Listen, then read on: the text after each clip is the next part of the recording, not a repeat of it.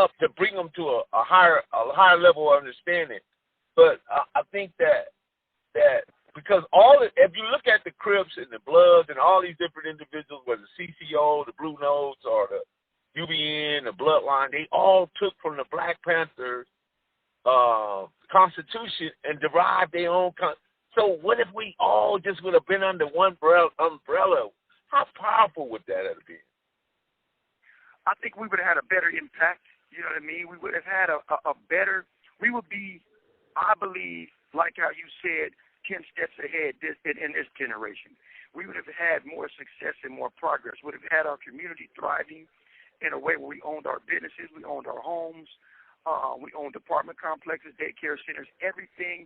We would have had the self-sufficiency that the Panthers was talking about, you know. But when you have so many entities not wanting to understand the importance of that bigger picture, you know, then it brings the selfishness and individuality. And then, you know, the criminal mind didn't fully eradicate. And if the criminal mind would have eradicated, we wouldn't have wanted to partake in selling the drugs. We would have been fighting to get them up out of there. You know what I mean? We wouldn't have wanted nothing to oppress us any further. You know what I mean? We would have wanted to take care of our families, you know what I mean, our children, our women, you know what I mean? But I think we lost sight of that and didn't see the importance of it. You know, until a lot of damage was done. And then now I believe a lot of people are starting to see and understand, because when they isolated a lot of political minds in here. They isolated BGF. They isolated a lot of CCOs and bloodlines and kept them in the hole for so many years that while the next generation is coming in, the establishment, the bureaucrats who run prison, had already caused a divide and showed them, well, this is how things are supposed to be. So they grew accustomed to that. And now when you let them all out of the shoe to get back in the general population to re-educate these young minds, it's like a tug of war now. You know what I mean? But I believe people are starting to really wake up and understand, because they're doing it in a more compassionate way to show you this is who your leaders were. These are who your elders are. Look at what they fought for. Look at the changes that they were fighting to bring to the table. Understand this, because we're still at a war right now and we're losing. Don't think you're winning because you can get away with some crime and have your 5 minutes of fame of driving a foreign car and some nice clothes. You ain't doing them and giving the money right back to the same people who are oppressing you. You know what I mean? Instead of taking that money and putting it towards things that are going on in the community, causing negative problems, and turning it into positive things.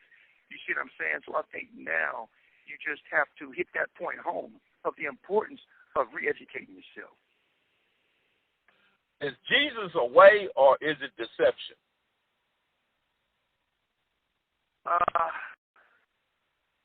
I would say that one more time. Say that one more time, maybe ponder on it a little bit more. Is Jesus a way? In other words, we've been waiting 2,000 years for Jesus, or is it just mere deception or stagnation? I believe Jesus to be still taking his time, because he has an appointed time to come, and I believe that he will return. I believe that he's waiting for more people to get it and accept him and do away with these man-made religions. I believe that everything that the Bible talks about him being loving and caring, because if you think about his practice was revolutionary, okay? And he was here. This call and your telephone number will be monitored and recorded. He was here causing positive change, and the same enemy that oppressed him oppresses us today. So I believe he's taking his time, but you got to get past all the man-made religious ideologies in order to focus on him and what he came and brought to the table, so that you don't be deceived.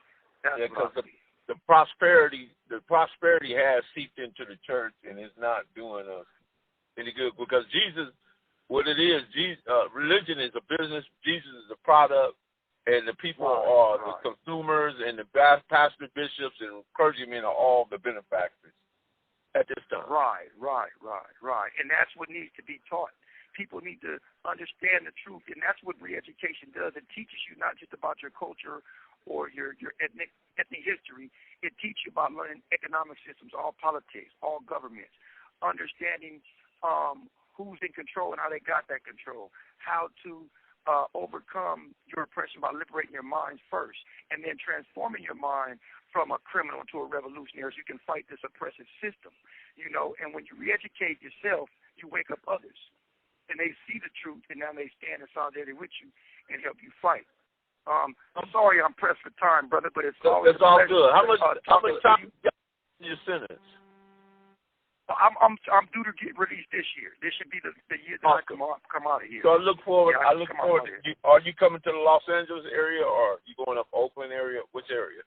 I should be back in the Los Angeles area. I still got family around, so I should be back there if everything goes well. Because this is the board that's releasing me, and the board wants to place you in these transitional houses until you're off parole. So my county commitment ain't Los Angeles, but that's home. So hopefully everything goes well and I'll be all right. But I'll be in touch with you. I'll be calling you again soon. Take care. Okay, do that. It's a pleasure. And I'll try to call you again soon. I look forward to more dialogue. Yeah, Keep your head up, brother. Stay strong out there. If I don't answer, sometime I'll be in the middle of something. I'll be away from the phone, but just keep calling. I will pick up. Okay. Don't worry about it. Okay, sounds good. Peace and blessings. Okay, sounds good. Sounds good. Peace and blessings, brother. Peace and blessings. All right. Proof of grind all the time, baby. Yeah. Cali Finest, baby. Proof of grind all the time. Music money. Got a dollar sign. Hub City. I'm a street nigga. Streets fuck with me. I'ma keep pushing products till the fans get me. It's guap off top. Diamond Cartier. That nigga Wall won't give a broke bitch the time of day. They see me climbing. They see me shining. That's hard work. Proof of grinding. New money got me tipping in that 550. Ali, bad man, and I'm so pretty. I got that tech with me. That's my hater sprayer. Go big, grind now, nigga, play later. What can I say? I'm addicted.